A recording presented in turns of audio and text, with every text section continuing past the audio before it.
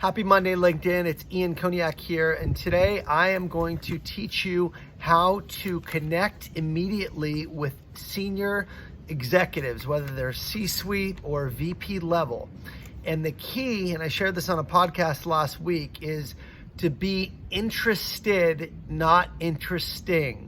Too many salespeople come up and they think they have to talk about themselves or their company, and that's the exact way to break rapport with a client. The best thing you can do is take an interest in them, and there's a very clear and direct path in which you can show somebody you're interested in them.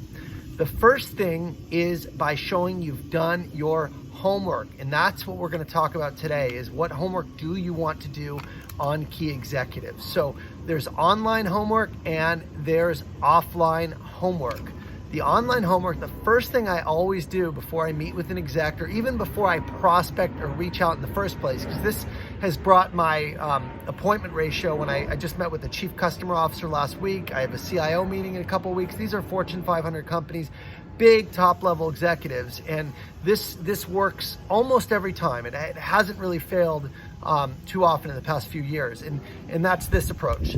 The first thing you want to do is you want to look them up. You want to Google their name and see if they've been in any interviews on podcasts, or if they've done like a WebEx, or if they've done a keynote. A lot of times there's video recordings or podcasts with these executives. Sometimes it might take 30 to 45 minutes of just listening to what they talk about. That's a way to show you're interested. Last week, to get a meeting with the chief customer officer, I actually spent almost an hour listening to her podcast.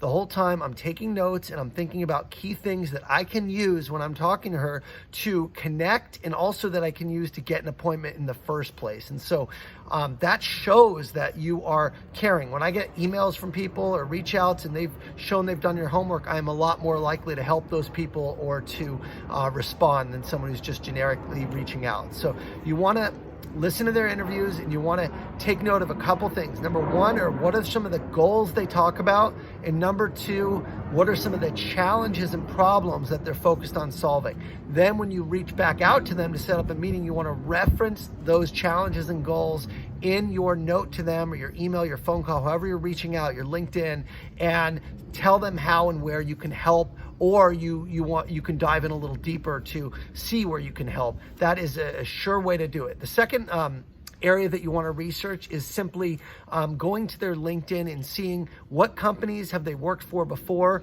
what are they describing about themselves in their profile, what do they take pride in, are there any kind of charities that they're a part of, are there any hobbies, universities? So you want to kind of find what's important to them and see if you can connect on that level.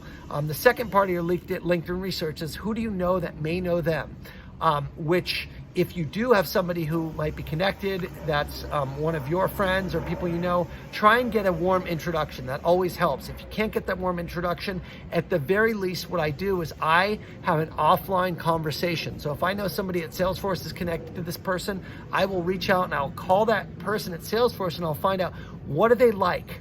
What are their interests? What's their personality like? Are they outgoing? Are they kind? Are they friendly? Do they like to go out to eat? Do they like to golf? And I'll really try and get that intel, which is that third part of the research, is the offline research, talking to people who know them. If nobody in your company knows them or in your network, talk to people in your customer company. So find out from your champion or from your main contact, have you worked with this person? What do they like? Can you make an intro and tell me about them? The more intel you can get on their interests and hobbies and just what they're like in terms of meetings, are they short? Are they attentive? Are they caring? Are they type A, where you just got to get to the point? The more you know, the more prepared you are going in to be able to communicate effectively with them. Now, once you've done your research and you've set your meeting, which most of the time they will take a meeting if you show and you can connect their challenge to your product or service, that's when you go to the meeting and you start asking them about key things that you heard that they talked about. You ask them to elaborate a little more, ask them about their challenges, and then you shut up. You listen and you listen and you listen some more. I know you're going to be tempted to jump in and talk about how your product or service can help, but please do yourself a favor and save that for another time. The first time you're meeting, the better equipped you are to just listen, the better equipped later you're going to be to take that information that you heard and then tie it back to whatever you're selling and how you can help them. God made us with 2 ears and 1 mouth for a reason. It's so that we can listen, we can observe, and then we can help once we know the extent of their pain and their problems. Thanks for listening, guys, and I hope you have an awesome week.